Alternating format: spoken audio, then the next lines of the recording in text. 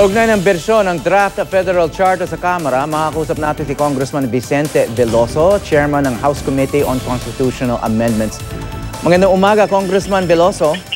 Magandang umaga. Sir, nire-review lang namin itong Section 4 ng transitory provision ng draft federal charter. Nabasahin ko lang ng mabilisan.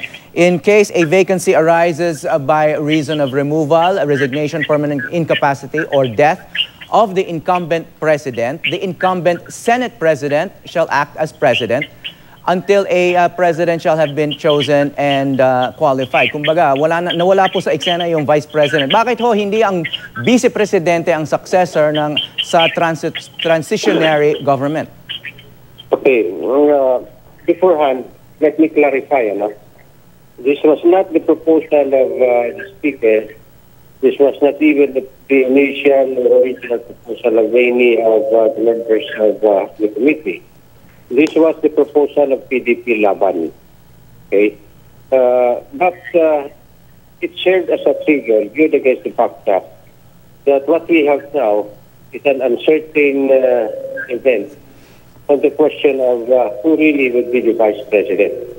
But just so you will be disabused from the fact that this has been designed to be a provision against Robredo, let me just point out, number one, this is a transitory provision.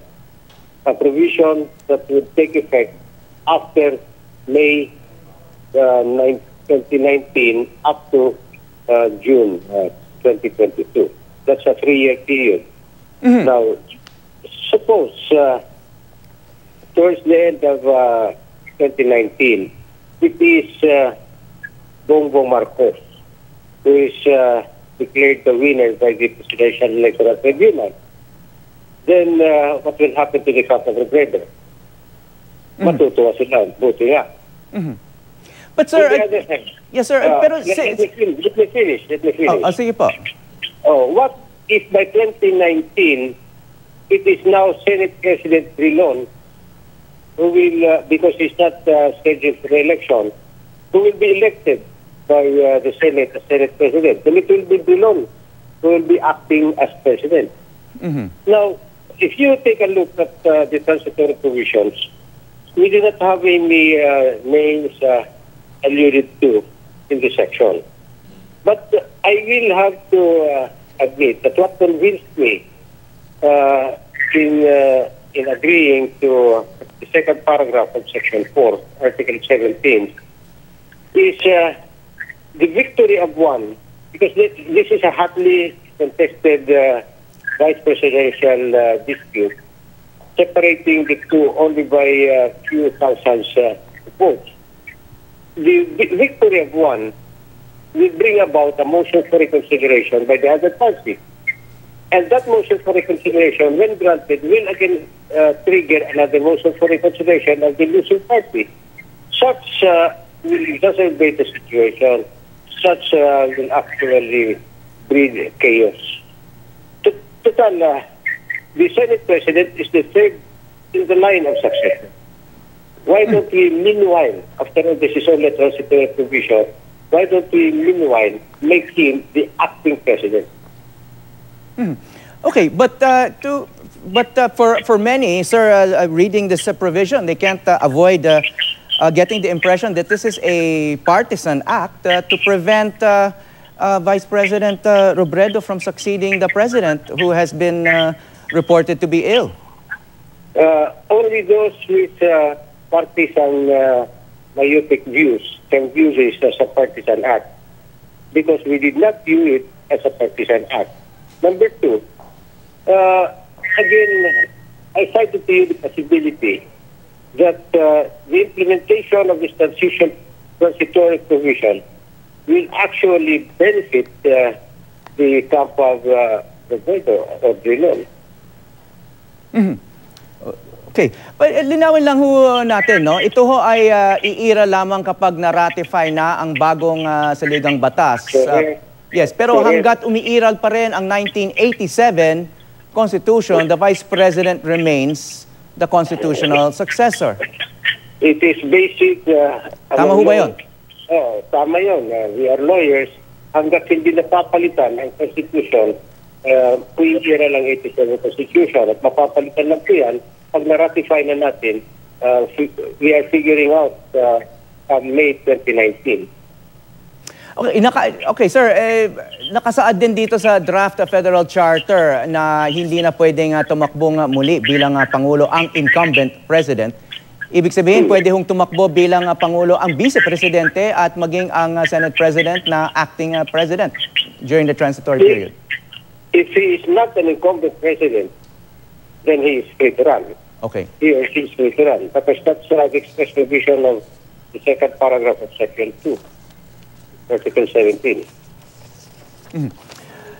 Totoo ba na sa bersyong ito inalis ang anti-dynasty at anti-turncoatism provisions which the Constitutional Committee that drafted its own version was very proud of, no? Yun ang parang pinaka-heart o pinaka-puso po ng version nila. Pero dito sa draft ninyo na ngayon pinag-uusapan natin ay nawala na po yung anti-dynasty provision. Okay, the reality is this, no? I am not Congress, I am not the committee, and neither is the Constitutional Committee of Chief Justice Pool, Congress or the committee. The reality in the ground is this, whatever is agreed upon in the committee goes. It is canon. In our deliberation on this term limit, a lot of discussion centered on the question of why. Why should we come up with term limits when that has not been provided for under the 1935 Constitution? And as I was explaining last night, under the 1935 Constitution, a lot of big names, senators in particular, were made because of the absence of term limits. Then I explained even to Chief Justice Puna about 3 weeks ago. I said, Chief, biro mo, kung meron tayo term limit under the 1935 Constitution, ang siga ngayon sa history books natin ay hindi si Senator Tolentino, kung hindi ang misis niya, si Mrs. Tolentino. Hindi si Senator Jokno, kung hindi ang misis niya. Hindi si Tanyada, kung hindi ang anak niya o kapatid niya o misis niya. What I am trying to ask is this. Why should we come up with term limits when actually there has been no problem with the 1935 Constitution? I campaigned against the 1987 Constitution for so many reasons, and one of which is this term limit. I said, pinapaboran natin yung hindi nananalo sa election. At that time, nakikita mo, may mga dynasties na tayo. Meron tayong the Lopezes who owned Meralco and who owned a lot of newspapers. Meron tayong mga senderos noon. But hindi mo problema yun eh. Yung mga puyat, yung mga economic dynasties, pero hindi mo problema yun. Naging problema lang because of the 87 Constitution which radically prohibited those who could win from running. Kaya makikita mo ano ang naging reason? Yung mga hindi ko nalang pangangalanan in fairness to them, ang daming mga hindi nananalo sa eleksyon, nananalo, and then after winning, nako, hindi na natatalo. Ang dynasty nandyan na. And besides, the 1997 Constitution has a provision banning dynasty. But 31 years na tayo. Wala pa tayong implementing law implementing that anti-dynasty provision of the Constitution. That argument has been presented in the committee hearing. Ano ang masasabi ko dyan? Sasabi ko, hindi. Dapat may anti-dynasty dahil yun ang sabi nila ng Constitutional Committee. Sasabihin niya, bakit pa tayo nagtatrabaho dito? Okay, sir, dito naman sa term limits, no, sa draft Federal Charter ni Speaker Arroyo, tinatanggal din ang 2-term limit ng mga senador at 3-term limit ng mga kongresista, thereby creating the possibility of lifetime terms in Congress. Ano ang rationale nito? Excuse me, no? Hindi ito draft charter ni Speaker Arroyo. Sinimulan namin ito last year pa. Ang speaker pa at that time was Bebet Alvarez. Okay. In fairness to the Speaker Arroyo did not have a hand sa deletion ng term limit. Wala siyang pakialam dyan. Article 12 lang po ang kanya. Local government at saka yung federal state. Wala siyang pakialam dyan. No, Okay. So, sir, may I ask whose idea was it to abolish the term limits, the current term limits? Unanimous yan sa committee namin. Walang, Wala nag-object? I think it was Congressman Manalo nagsimulat yan. Walang nag-object. Because, look, hindi nga ma-implement yung 1987 provision ng Constitution banning dynasty. Iba pa tayo magpapalabas ng another provision na hindi pala wise kasi walang lumalabas na implementing statute. Okay, maraming salamat po sa inyo, Congressman Vicente Veloso, Chairman ng House Committee on Constitutional Amendments.